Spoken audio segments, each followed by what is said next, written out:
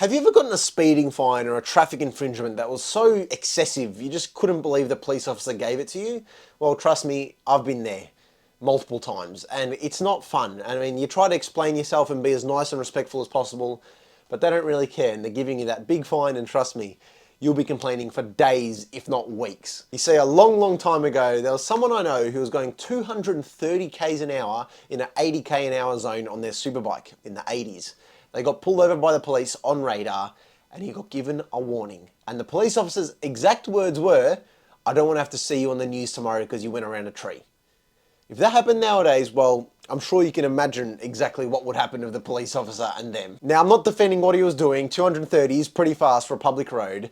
And this video isn't a slander video on Australian police. It's more about the government and how their laws and tactics about road users and car and bike enthusiasts is actually about making money, and they enforce that through the police. My name is Nick and welcome to my new channel, Performance Nick. If you love cars and money, well, you found the right place. I do it all when it comes to performance cars, from reviews, mods, opinions, and most importantly, advice for how to make money through cars and how to get the cars you want. Anyways, let's get right into this video. So the first reason why road cops aren't as lenient as they were back in the day is because nowadays, you might have noticed there's cameras everywhere.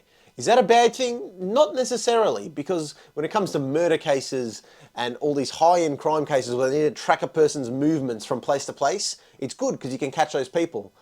But that also comes to people when they're speeding or hooning or doing anything that they shouldn't be doing in their car or bike, because there's always video evidence. And in court, video evidence is like gold. Every police officer nowadays has a body-worn camera and also a camera in their car that always records whenever they turn on the lights. So that means whatever happens, it's always recorded on video. Now that's a good thing. It's for the safety of the person and also the police officer if something bad happens. But that also means if they want to let you off the hook, well, they're caught on video going against their orders of their superiors who are saying, give everyone fines. Because let's say the cop pulled you over for doing something silly or going a little bit over the limit and he actually wanted to let you go. All right, he lets you go, it's all on video footage and that footage is stored in the police database. If he ever gets investigated and that gets pulled up for some reason, well, he's gonna have to account for that. Now, if it's something little, of course, he won't lose his job, but well, he might get in a bit of trouble. And there's a clip that's been floating around recently of a police officer in America who did the same thing. He caught a guy driving an unregistered bike and he pretty much told him, well, I'm leaving here soon. You shouldn't ride that bike, but I'll be out of here in 2 minutes. So technically, that's not what he should have done. Technically, he should have taken the bike off the road, got it towed away and given him a fine. But I guess that was a nice cop. Hopefully he doesn't get in trouble for that. Whereas if that was in Australia, I'm sure he would. And a lot of Karens commenting on the Facebook video on what he did was so dangerous. The second reason is the government needs to make their budgets and quotas. Now, in no way am I saying police giving out fines, they get a commission or a kickback or a bonus. But they do have targets like any other job. And well, if they did have a bonus, which I don't think they do, to give out fines, I'm sure there would be a public outroar that it's revenue raising, even though it already is. But if the police were getting compensated with money, well, then that's definitely revenue raising. But I'm pretty sure that's illegal. Anyways, let's say the police department has got a target for their road force. Now they want to give out 30 speeding fines each, 10 phone usage fines, and take off 5 cars that have been on the road illegally with modifications. Let's say every police officer is averaging that, and then you only give out 10 speeding fines, 3 phone fines, and defect 1 car in that month. All right, you had a bad month. You keep doing that again and again and again. Well, your supervisor or senior is going to pull you to the side and say, are you doing your job? Because all your colleagues are doing it. Why aren't you doing it? And for those cops that don't want to give out these silly fines, it really puts them in a hard position because they realize they've either got to give out the fine or they won't give you a fine and risk, well, getting in trouble down the track, like the previous point. The third reason why there aren't as many lenient cops nowadays is because of technology, and especially in Australia. The amount of money and technology they've put towards finding people, it's crazy. Now, this first point, it really shows the difference between America, which is this big, huge country, compared to Australia. And in no way, let me have this known, I'm not defending drunk driving in any way. I know how dangerous it is. No one should drunk drive, full stop. And well, it can take innocent lives in the blink of an eye. So it's a horrible thing. But for example, the breathalyzer machine we use here in Australia, I know in America you guys still walk in a line and say the alphabet, but here we use this breathalyzer machine. The legal limit is 0.050. If you blow anything over that, the machine's going to detect it. It goes straight up to the database, and you get a DUI. Lose your license, lose your car, everything right there, right then. No matter if it's a little bit over and you blow again and you're still just a tiny bit over, sorry, it's on the system and the police officer can't let you go. Because if they do let you go and something happens, well, they're liable. So it's in the database, there is no leniency on that. All right, that's still drunk driving. Fair enough. We don't want people to be drunk. But my whole point behind this is if you're just a tiny bit over, it goes straight into the system and there is no leniency. All right, I get that for people who are drinking and over the 0.05 limit. P-platers, you have to be 0.000. Okay, fair enough. Let's say the night before or the day before you had a few drinks. You didn't get drunk or anything, you had 3 or 4 drinks, and there's just a tiny little bit in your system. 0.010, so just a tiny bit, like you can't even feel it in your brain, the alcohol. Well, that's a DUI, you're drink driving. I'm saying that there is no actual mental impacts on your mental capacity, but you're still drink driving and you're going to get that fine because it's in the system, it's up there. I mean, if the police officer lets you go, he's just let a drunk driver go and it's all recorded and on the system now. Now that's going to translate over to phone usage, to speeding fines, and I'm sure to radar guns eventually. To if the radar gun clocks you going a little bit over, well, that's an automatic fine. There is no leniency. You can't talk to the person because the police officer, it will automatically be updated to the system. So I won't be surprised if that happens anytime soon because it's just another way for people to not be able to get out of speeding fines.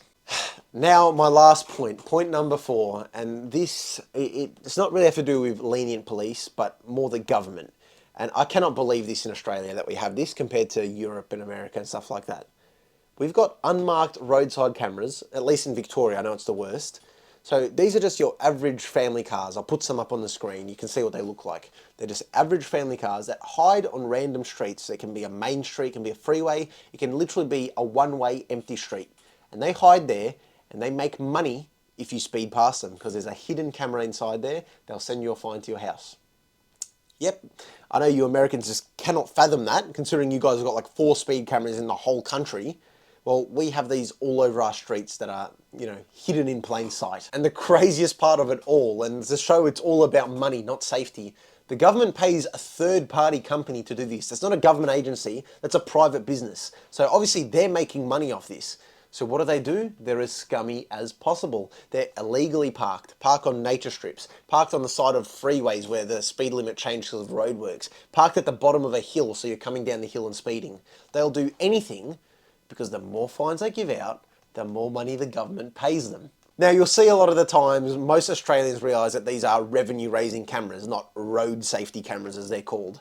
Even though there still are a lot of people that actually think they are for safety, and if you are believing of that, I don't understand. Can you not think for yourself for a second? If this camera on a private street, empty street, catches you going 45 in a 40 zone, hidden from the side of the street so you don't see them, how is that keeping anyone safe? And considering that money is going to a third-party company, the safety aspect, I don't really see it. I just see a company making a lot of money and the government making their cut as well. And the cherry on top is most of these cameras that I've seen at least, they're in 40 to 60 kilometre an hour zones, which in no way are the most dangerous speeds. 40 kilometres an hour, it's near crawling speed pretty much, especially if you're on a main road and you're going to put a hidden camera there. That is ridiculous. Like, I could talk about this for hours, but roadside safety cameras, get rid of the word safety, put in revenue, roadside revenue cameras, and that's exactly what they are. And the government and the companies, well, they're making their revenue. And the final reason, which isn't as big of a reason, and I haven't really put it out there, but we'll call it a 4.5, is the social pressures of Australia at least. I know Australia, the people themselves, they're a lot more, let's say, believing of what the government and the media have to say compared to other places.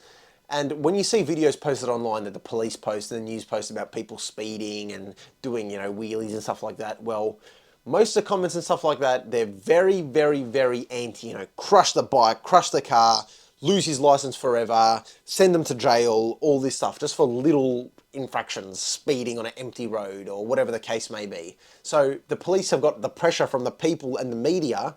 Well, they've got to act on that. They've got to really harshly treat these cars and bikes people, from the modified cars to the racing on empty streets.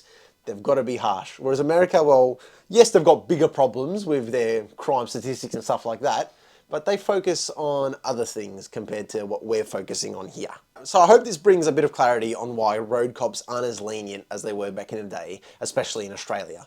Now, this is part of the many reasons on why Australia does suck to be a car guy, in my opinion. I've made a full video on it, you can check it out here, and that's going over why I think Australia isn't that great to be a car guy, especially considering I just came back from the States and I've been to Europe many times. I feel like being an enthusiast over there, you can actually enjoy your toys and enjoy your life. Anyways, check out this video. I'll see you next week. I hope you like this one. Give it a like, comment, subscribe, do all that good stuff, and I'll see you in a week's time. Thank you all for watching.